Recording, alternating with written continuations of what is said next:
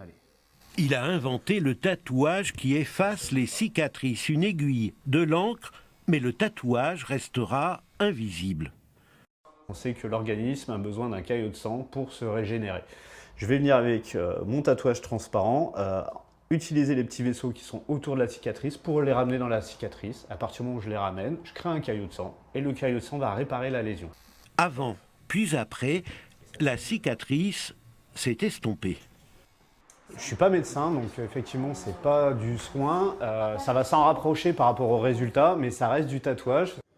Le tatouage thérapeutique s'applique déjà en couleur pour recouvrir les séquelles d'une ablation chirurgicale. De plus en plus de femmes sauvées d'un cancer du sein y ont recours. Et à la base, je suis infirmier. Donc c'est pour ça aussi que je me suis orienté vers les recouvrements de cicatrices. On a un gros rôle dans, dans la démarche de deuil au sens large. Ça te paraît bien? Ouais. Hein.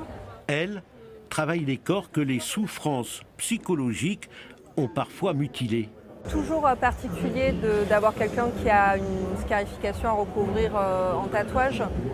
Et moi, je laisse toujours la place que la personne veut prendre. C'est-à-dire qu'il y a des gens qui ont hyper envie de me raconter leur histoire liée à ces cicatrices-là, à cette période-là.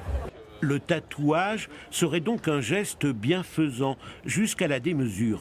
Moi, je suis guérisseur d'âme et c'est du spirituel, c'est vraiment de la fleur de vie. Donc tout ce que je porte, en fait, c'est vraiment de la guérison. Et moi, personnellement, j'enlève mes douleurs en me tatouant. Aujourd'hui, en France, une personne sur 5 est tatouée, un geste plus souvent pratiqué par les femmes que par les hommes. Un quart d'entre eux chercheront un jour à se débarrasser de ces ornements narcissiques.